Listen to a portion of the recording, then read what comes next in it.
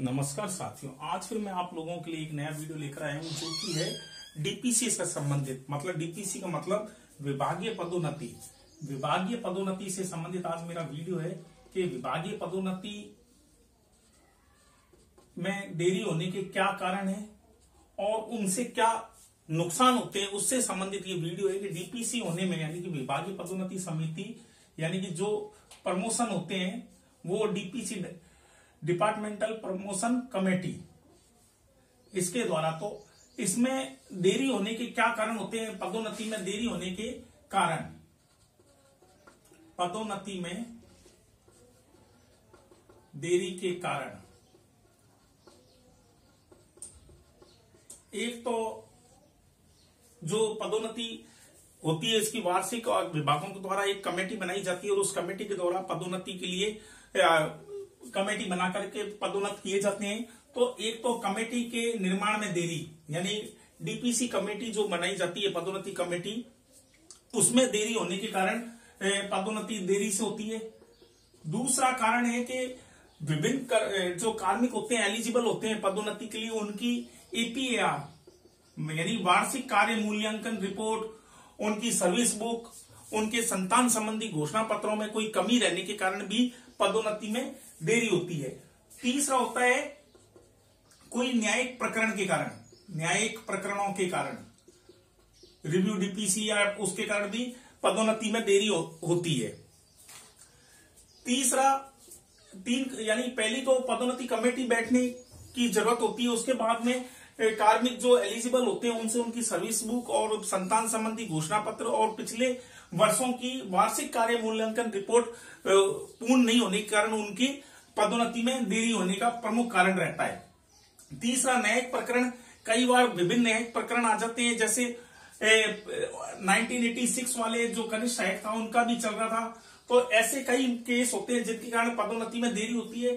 चौथा कारण है कि जो ये पदोन्नति करी जाती है उसमें सरकार के द्वारा कई नियमों का और उसका हो रहता है, तो उन नियमों की भी कारण कई बार पदोन्नति में देरी हो जाती है। अब ऐसे ही के पदोन्नत करने के लिए जो ये 3-4 कारण है प्रमुख के जिनके कारण पदोन्नति में समय लगता है, तो ये पहले से तैयारी करके ये सारी चीजों का निस्तारण कर लिया जाना चाहिए। उसके बाद में पदोन्नति समिति द्वारा समय समय पर प्रमोशन करे जा सकते हैं।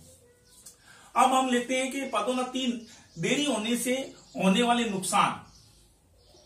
पदोन्नति में विलंब होने से नुकसान, होने से नुकसान। अब प्रमुख कारण तो आपको बता दिए कि एपीआर पूर्ण नहीं होनी, संतान संबंधी घोषणा पत्र और ये पूर्ण नहीं होने, इनके कारण भी पदोन्नति में देरी होती है। पदोन्नति अगर समय पर नहीं होती है, न्यूनतम पद से अगर हम छोटे से छोटे पद से लेकर बड़े बड़े पदों में देखा जाए तो एक जो नॉर्मली मिनिमम सबसे कम जैसे कनिष्ठ सहायक ही है, कनिष्ठ सहायक, इसमें अगर समय अनुसार पदोन्नति हो जाए तो लगभग इसमें 800 रुपए का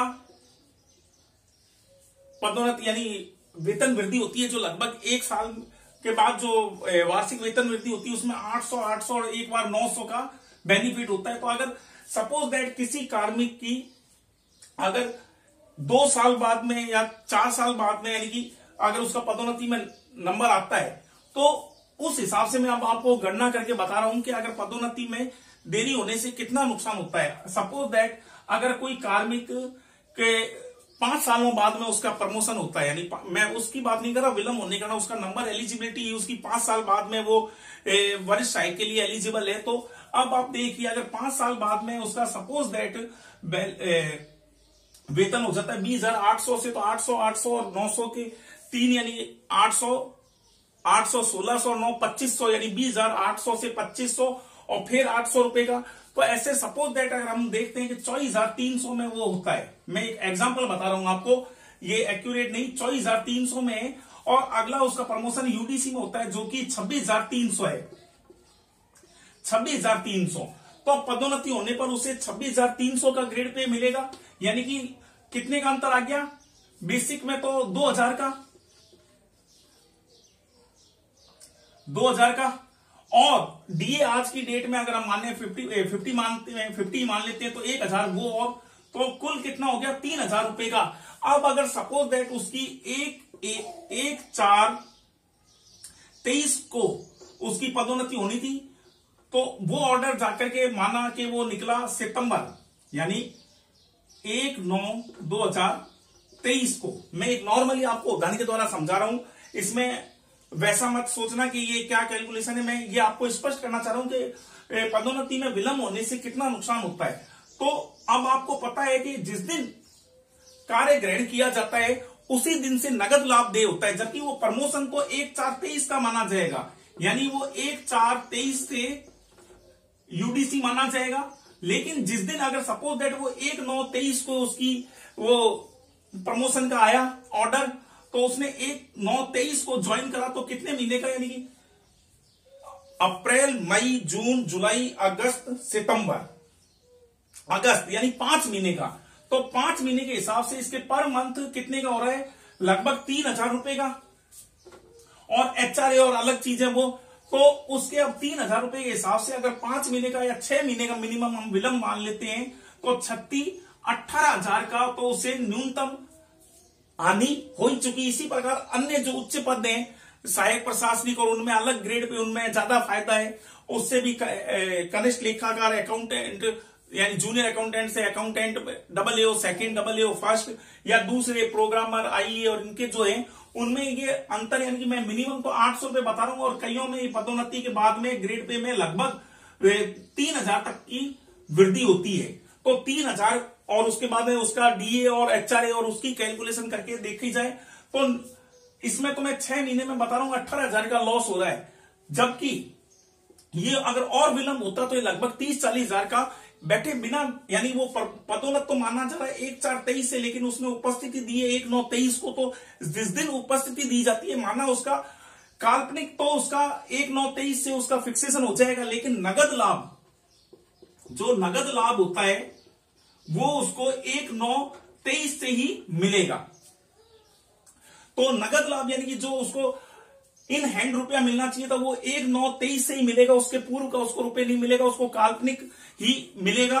तो इस हिसाब से आप देख लीजिए अगर कोई का कितना अगर विलंब होता है डीपीसी होने में, ईयर वाइज, कईयों की 1 साल नहीं होती, 2-2 साल आगे पीछे चल रही होती है, तो उनको यानी आर्थिक नुकसान तो होता ही है। दूसरा, अब इसके कारण क्या होता है कि नगद लाभ तो हो ही गया, उसके बाद में पदोन्नति देरी से होने के कारण कार्मिक को जो वास्तविक लाभ मिलना चाहिए था 1/4/23 से, वो उसको 1/4/23 से नहीं मिलकर 1/9/23 या 1/10, 1/11 जो भी जब उसका ऑर्डर आता है तो उसी दिन से वो दे होता है। तो ऐसे अगर 3000 रुपए जिसका इंक्रीमेंट लगता है सालाना, अगर उसका 6 महीने भी विलंब होता है तो 3 का आधा, साढ़े, यानी 5000 रुपए मिनिमम उसको पर मंथ लॉस होता है। तो वो जितना आगे 3 महीने, 4 महीने, 6 महीने बाद में उसकी पदोन्नति होती है तो उसको उतना आर्थिक नुकसान तो हो ही चुका। और यही आप 15-20 साल की सर्विस में लगा लीजिए उस रुपए का, तो वो कितना बड़ा नुकसान बन जाता है। तो इसलिए पदोन्नति समय से हो जाए तो कार्मिकों को बड़ा लाभ रहता है। अब एक इस विषय में और चर्चा करना चाहूंगा कि ये देरी होने के कारण, अब इसके कारण कईयों की ये चीजें कंप्लीट नहीं होती, वार्षिक कार्य मूल्यांकन और वो, तो उनको डिफर कर दिया जाता है पदोन्नति से।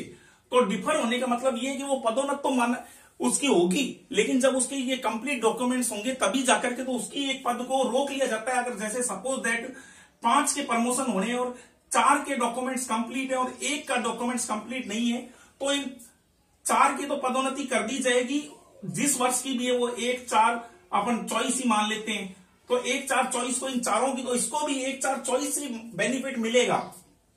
लेकिन जिस दिन इसकी APR और ये सारी डॉक्यूमेंट्स कंप्लीट हो जाएंगे उसी दिन उसको पदोन्नति माना, सपोज दैट इसको 8 महीने बाद इसके, यानी कि 1/1/2025 को जाकर के इसके ये कंप्लीट हुआ, तो इसको पदोन्नति तो 1/4 चॉइस से मानी जाएगी, लेकिन इसको जो वास्तविक नगद लाभ होगा वो 1/1/25 से ही मिलेगा।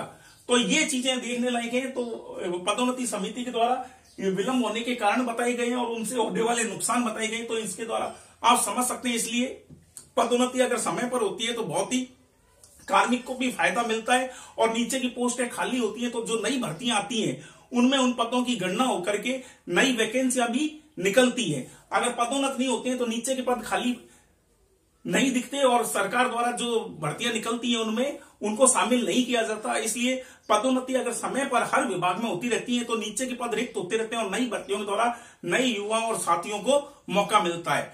आप लोगों को अगर ये वीडियो पसंद आए तो प्लीज इसे लाइक, शेयर और कमेंट करना ना भूलें। धन्यवाद।